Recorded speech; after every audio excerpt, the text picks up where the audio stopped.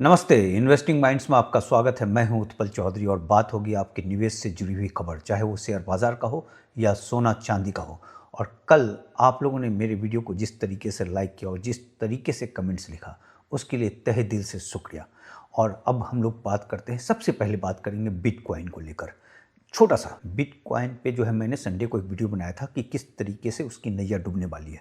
देखिए, जो भी इकॉनमी की ये चाल होती है, जिसका फंडामेंटल बिल्कुल जो है कुछ नहीं होता, सिर्फ जो है हवा हवा पे होता है, वो चीज़ें गिरता ही गिरता है। मतलब ये नहीं कि यहाँ से गिर के गायब हो जाएगा, ये ऊपर नीचे होता रहेगा, लेकिन आपके पैसे का कोई ठिकाना नहीं होगा कि आज 50% गिर गया, कल 50% चढ़ गया। तो ऐसे पैसे पे जाना ही नहीं जहाँ कोई एक आपको फॉरवर्ड लुकिंग ना दिखता हो, कि ये नहीं दिखता हो कि ये पैसे कहाँ जा सकता है या कहाँ गिर सकता है। और किसी भी चीज़ पे अगर शेयर बाज़ार में कोई अगर आपका पैसा गायब होता है तो उसमें कंपनी का परफॉर्मेंस शामिल होता है। इसमें कोई परफॉर्मेंस नहीं है, कोई भी परफॉर्मेंस नहीं है। परफॉर्मेंस होता है सटोरियों का, उसके हिसाब से जो है चीज़ें होती रहती है। तो बिटकॉइन में बड़ी हेवी बिकवाली हुई रही है और कल जो है 91 जो है 92,000 के नीचे चला गया है बिटकॉइन। और आप एक तरीके से देखें तो अब तक जो है इस साल जितनी कमाई हुई थी उसमें सब गायब हो गया। लगभग 56 लाख करोड़ रुपया सुहा हो चुका है। और ये जो एक प्रेशर जोन देखा जा रहा है कि $90,000 के नीचे अगर चला जाता है तो वहाँ पे एक बहुत ज़बरदस्त क्रैश और आ सकता है, क्योंकि जो ETF है उसका, वो ज़्यादातर लोगों ने 90,000 के आसपास ही खरीदा है। तो ऐसे में क्या होगा कि जब वो उसके नीचे जाएगा तो फिर लोग अपनी बिकवाली करने लगेंगे, तो एक बहुत ज़बरदस्त प्रेशर जोन देखा जा सकता है। ये बात तो हो गई। अब हम लोग जो दूसरी बात करते हैं वो IPO को लेकर बात करते हैं। और ये खबर जो है, देखिए, खबर दो तीन तरीके से मैं आपको देता हूँ। एक तो होता है कि खुद का रिसर्च करते हैं, कि एक स्टोरी लाइन तय करने के बाद रिसर्च करके आपको देते हैं। दूसरी खबर जो अभी के घटनाओं पे आधारित होती है। और तीसरी खबर जो होती है कि किसी अखबार में कोई अच्छी खबर छपी तो उसमें ये पर्पस बनता है कि उसको अपने हिसाब से ढाल कर आपके सामने पेश करे। तो ये जो खबर है वो ET की खबर है कि IPO का जो बूम चल रहा है इस समय, बहुत ज़बरदस्त ढंग से बूम चल रहा है। और वो बूम में किस तरीके से एक बबल दिख रहा है, तो ये एक रिपोर्ट है, बड़ी शानदार रिपोर्ट बनाया है उसने। देखिए, IPO है, IPO से क्या हो रहा है कि कैश आउट हो रहा है। इन चीज़ों को समझिए, उससे पैसे निकाल रहे हैं प्रोमोटर्स बहुत जमकर। फिर वो पैसे रियल एस्टेट पे जा रहे हैं, रियल एस्टेट का प्राइस अप हो रहा है। अब गुड़गांव में देखेंगे 75-75 करोड़ का एक फ्लैट बिकने लगा है DLF का। और उसके बाद से फिर लोगों में उत्साह आ जाता है और फिर IPO में और पैसे आ जाते हैं। तो ये एक साइकिल चल पड़ा है इस समय। देखिए, पिछला जो 5 IPO का जो बूम मार्केट था वो क्रैश में खत्म हुआ था, जैसे 1996 में, 2007 में, 2010 में और 2020 में। और अब ये सवाल उठ रहा है कि 2024 और 26 वाला, फाइनेंशियल ईयर 26 वाला जो बूम चल रहा है, कि क्या ये भी क्रैश में खत्म होगा।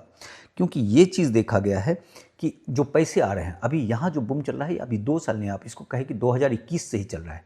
और ये पिछले 5 साल में जो है लगभग 335 IPO आए हैं और इससे 5 लाख करोड़ से ऊपर आ गया है। लेकिन इसलिए पिछले 2 साल, मतलब 2024 और 2025 में अब तक जो है अक्टूबर तक लगभग जो है 3 लाख करोड़ रुपए जो है वो IPO से जुटाए गए हैं जनता के जरिए। जो पैसे जो आपने लिया और जो है आपको IPO वाले शेयर्स जो आ गए वो। और ऑफर फॉर सेल वो अलग है। ऑफर फॉर सेल पे जो प्रोमोटर्स जो अपना स्टेक जो है डाइल्यूट कर रहा है, वो अलग कहानी है। तो अब एक तरीके से पूरा जो रिकॉर्ड है, 1994 से 96 में जो बूम आया, 1997 में 40% क्रैश कर गया। फिर 2005 और 7 में जो बूम आया तो 2008 में क्रैश किया। फिर 2017-19 में बूम आया। फिर 2020 में कोविड क्रैश हो गया। और ये जो 5 साल का जो बूम है और 2 साल में जो है बिल्कुल चरम पे जा गया है। इस समय जो वैल्यूएशन है, जो IPO का जो वैल्यूएशन है, NSE IPO का, उसका PE जो है 73x पे है, जबकि निफ्टी 50 का जो PE है वो 22 पे है। तो यहाँ से मतलब 51 PE ज़्यादा है। एक जो सबसे बड़ी बात क्या हो रही है कि IPO में SIP के पैसे जाने लगे हैं। जैसे आप अक्टूबर में ही देखें कि म्यूचुअल फंड वालों ने 13,000 करोड़ रुपये जो है वो IPO पे डाला। जो SIP का जो पैसा आप दे रहे हैं वो म्यूचुअल फंड वाले IPO में भी लगा दे रहे हैं। और IPO में जो है एक बड़ा सा जो है, जैसा ET के हिसाब से बड़ा यूफोरिया जो है इस समय क्रिएट हो चुका है। और जो जितने पैसे जो जा रहे हैं उसमें ये देखा गया है कि वो रियल एस्टेट पे जा रहे हैं। देखिए, जब IPO आया फिर उसके जगह ऑफर फॉर सेल, इसमें क्या हुआ कि प्रोमोटर्स, जैसे कि मान लीजिए हमारा 50% है हिस्सेदारी, तो उससे का भी 50% हिस्सेदारी है और हम अपने हिस्सेदारी को ऑफर फॉर सेल के जरिए डाइल्यूट करते हैं, तो उसके बदले में हमें कैश मिलता है। और जो कैश मिलता है उसको ये सोचकर आदमी सोचता है कि भाई ये पैसे जो हैं ये कंपनी के हित में लगेगा और तमाम चीज़ों पे लगेगा, उसके प्रोजेक्ट को बढ़ाने में लगेगा। लेकिन वो पैसे जो है वो, हालांकि उसका अधिकार है, वो पैसे जो है प्रोमोटर्स जो है वो प्रॉपर्टी में लगा रहे हैं। वो पैसे वहाँ से निकाल कर जो है, जो ऑफर फॉर सेल से जो पैसे आ रहे हैं वो लग रहा है प्रॉपर्टी मार्केट में। अक्टूबर 24 से लेकर अक्टूबर 25 तक ऑफर फॉर सेल से 2,25,000 करोड़ रुपये जुटाए गए हैं। और इसमें से देखा गया है कि ज़्यादातर पैसे प्रोमोटर्स जो है वो कंपनी में लगाने के बजाय जो है वो प्रॉपर्टी मार्केट में लगा रहे हैं। और इसमें आप देखें कि गुड़गांव का जो फ्लैट है, जो डीएलएफ का जो फ्लैट है, 75 करोड़ का बिक रहा है इस वक्त। 40 करोड़ से शुरू हुआ था और इस वक्त जो बिका है, नया लेटेस्ट जो बिका है वो 75 करोड़ का। और वहाँ जो है जमकर लोग खरीद रहे हैं, इसी तरीके के लोग सब खरीद रहे हैं, क्योंकि जो आपके आईपीओ का जो बूम आया हुआ है और उससे जो पैसा प्रोमोटर निकाल रहे हैं उससे वो अपना फ्लैट खरीद रहे हैं, महंगी प्रॉपर्टी खरीद रहे हैं।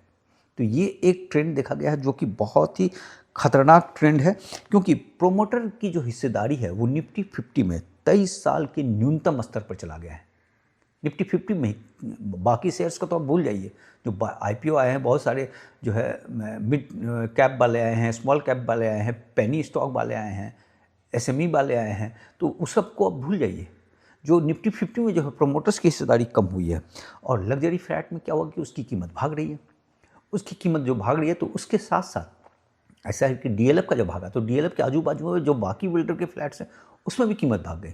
उसका असर जो है दिल्ली एनसीआर के पूरे फ्लैट में हो गया, या मुंबई में हो रहा है तो मुंबई में वो पूरा असर देखा जाता है। उस एरिया में देखा जाता है कि जो ईजी मनी एक तरीके से आ रहा है, जनता का जो पैसा आ रहा है आईपीओ में, वो ईजी मनी जो है वो लग रहा है फ्लैट में, और फ्लैट की कीमत उसके हैसियत से ज़्यादा भाग रही है। एंड यूजर है नहीं कोई लेने के लिए उसमें, ये लोग इन्वेस्ट कर रहे हैं पूरी तरीके से। तो एक जो प्रॉपर्टी का जो बबल है वो तैयार हो रहा है। एक तो आईपीओ का बबल तैयार हो रहा है, दूसरा प्रॉपर्टी का बबल तैयार हो रहा है। तो इसके हिसाब से कि इसमें से जिस दिन फूटेगा वो एक बड़ा ब्लास्ट हो सकता है, और ये ब्लास्ट होगा आईपीओ मार्केट में और ये होगा प्रॉपर्टी मार्केट में, जैसा कि ईटी की रिपोर्ट के हिसाब से जो चीज़ें आ रही हैं। क्योंकि 2025 में देखा गया है कि 83 आईपीओ जो हैं अब वो आए, जो 83 तक जो आया था उसमें से 43% आईपीओ जो है नेगेटिव में लिस्ट हुआ था। और एक सप्ताह के बाद जो है लगभग सभी आईपीओ का रिटर्न जो है जीरो के आसपास हो गया। अगर एवरेज निकाला जाए सबका तो जीरो हो गया। और एक महीना के बाद अधिकांश जो है वो नेगेटिव में चले गए। जो है किस तरीके से आईपीओ का जो एक माया जाल है वो टूटता जा रहा है। और जिस दिन पब्लिक को लग जाएगा कि भाई ये गड़बड़ हो रहा है, उस दिन जो ये जो चक्र चल रहा है वो टूट सकता है। तो अभी कहानी ये है कि अभी म्यूजिक चल रहा है, सब लोग नाच रहे हैं। जिस दिन म्यूजिक बंद उस दिन ये बबल फट सकता है, ऐसी खबर है। अब कितना सही होगा कितना गलत होगा ये मैं नहीं कह सकता, ये ईटी की रिपोर्ट है जो आपके सामने मैंने पेश किया। बात करते हैं सिल्वर की। देखिए सिल्वर आपके पास कितना होना चाहिए, तो आप किस पोजीशन पे खड़े हैं। तो ये अमेरिका के पॉइंट ऑफ व्यू से है कि अगर 1.5 kg सिल्वर आपके पास है, मतलब लगभग 2 लाख रुपये का, तो आप 20% लोगों में हैं, 80% लोगों से आप जो है आगे हैं। अगर हमारे देश के पॉइंट ऑफ व्यू से कहा जाए तो ये 5% से नीचे लोगों में होंगे। बट नेचुरल सी बात है, 20% हमारे यहाँ इतना इन्वेस्ट नहीं करते चांदी पे। और एक उसमें जो कहा जा रहा है कि चांदी को लेकर लोग जो है बात ज़्यादा करते हैं, इन्वेस्ट कम करते हैं। तो अगर आप जो है 1.5 kg आपके पास सिल्वर है, तो इसका मतलब कि आप जो है एक सीरियस कैंडिडेट हैं। क्योंकि ये जो देखा गया है कि जो उसके नीचे जो 80% लोग हैं वो बात ज़्यादा करते हैं, खरीद कम करते हैं, कोई डिसिप्लिन नहीं रहता, डर से बेच देते हैं। अगर 1.5 kg से नीचे जिनके पास है तुरंत बेच देते हैं। लेकिन 1.5 kg वाला थोड़ा सा स्थिर रहता है, क्योंकि वो एक इन्वेस्टर बन गया होता है उससे। दूसरा कैटेगरी 5 kg का है, और ये खरीद में लगातार रहते हैं, गिरावट से नहीं डरते हैं, शोर को इग्नोर करते हैं, और जो है एक जो है मतलब इन्वेस्टर वाले पूरे तरीके से माइंडसेट में घुस जाते हैं। मतलब 5 kg मतलब लगभग 6.5 लाख 7 लाख रुपये के आसपास का, अगर आपके पास सिल्वर है तो। और जो तीसरा कैटेगरी है वो 15 kg सिल्वर वाले हैं, जो 20 लाख के आसपास का हो गया हमारे यहाँ से।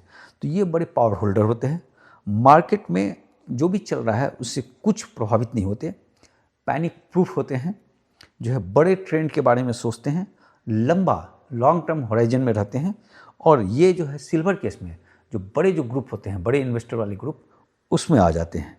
तो इस तरीके से मार्केट में 20% लोग जो हैं वो 80% संसाधन को जो है हैंडल करते हैं। ये रिपोर्ट है अमेरिका के पॉइंट ऑफ व्यू से।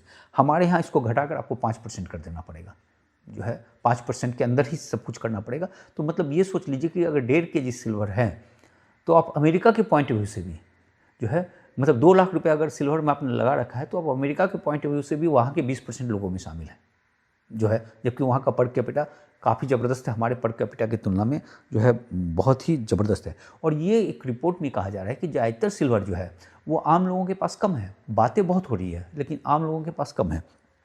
असल में सिल्वर जो है वो रिफाइनरी वालों के पास है, डीलर के पास है, इंडस्ट्री के पास है और जो ETF में पड़े हुए हैं।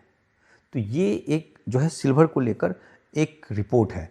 बाकी गोल्ड और सिल्वर को लेकर एक है कि गोल्ड और सिल्वर में जो तेज़ी बनी हुई है वो मार्केट से जो है, अमेरिका के शेयर बाज़ार के पॉइंट ऑफ व्यू से जो है वो वहाँ से बहुत तेज़ भागा हुआ है। पिछले 1 साल से तो आप रिटर्न देखें 50% के आसपास हो गया है। तो इसमें एक चीज़ बोला जा रहा है कि यहाँ कैपिटल रोटेशन हो सकता है कि शेयर बाज़ार से पैसे निकल कर जो है वो गोल्ड सिल्वर में आए और वहाँ के बाज़ार में एक बिकवाली भी देखी जा रही है। हालांकि वो तत्कालिक बिकवाली होती है, वो चलता रहता है, 1% के आसपास गिरा हुआ बाज़ार है। और दूसरी बात कह रहे हैं कि अगर मार्केट वहाँ क्रैश करता है, जो बातें कही जा रही है वहाँ पे वैल्यूएशन को लेकर और तमाम चीज़ों को लेकर, अगर क्रैश करता है तो बड़ा ज़बरदस्त पैसा जो है गोल्ड और सिल्वर पे आएगा। और एक सिल्वर में जो अभी गोल्ड और सिल्वर में जो है 0.97 जो है गोल्ड गिरा हुआ है और 49.88 पे जो है सिल्वर इसमें 1.47 गिरावट के साथ। और गोल्ड में ये बात कही जा रही है, गोल्ड है इसमें 4041 पे। अगर ये 3960 पे चला जाता है तो वहाँ पे जो है एक और आकर फिर उछलता है तो फिर पॉजिटिव रहेगा। अगर उसके नीचे जाता है तो फिर 39-20 जो है वो एक दूसरा सपोर्ट लाइन होगा। और उसके भी नीचे अगर चला जाता है तो 3888 ये जो है नीचे का ब्रेक पॉइंट होगा। तो वहाँ से फिर गोल्ड में जो है एक बिकवाली देखी जा सकती है। लेकिन 3960 के ऊपर अगर ये वहाँ पे कंसोलिडेट करके ऊपर जाता है तो एक बुलिश ट्रेंड रहेगा। ये सब तात्कालिक होता है, लंबे समय में गोल्ड और सिल्वर दोनों बुलिश हैं। बाकी गोल्ड सिल्वर में जो बिकवाली की वजह बताई जा रही है कि डॉलर इंडेक्स बढ़ गया है, जिसके कारण जो है अन्य मुद्रा में सोना महंगा हो गया। और दूसरी बात कि जो है रोज़गार डाटा आना है गुरुवार को, क्योंकि शटडाउन के कारण वहाँ बंद था अमेरिका में। और फेड की जो पिछली बैठक का जो डाटा है वो आएगा बुधवार को। तो इस पर काफ़ी कुछ डिपेंड करता है, सोना चांदी का बाज़ार प्लस शेयर बाज़ार। तो उस पर उसके हिसाब से होगा। अगर शेयर बाज़ार गिरेगा तो सोना चांदी भागेगा, सोना चांदी गिरेगा तो शेयर बाज़ार भागेगा। तो ये होगा, तो उसका इंतज़ार रहेगा। बस इतनी ही खबर है आज, कल मिलते हैं।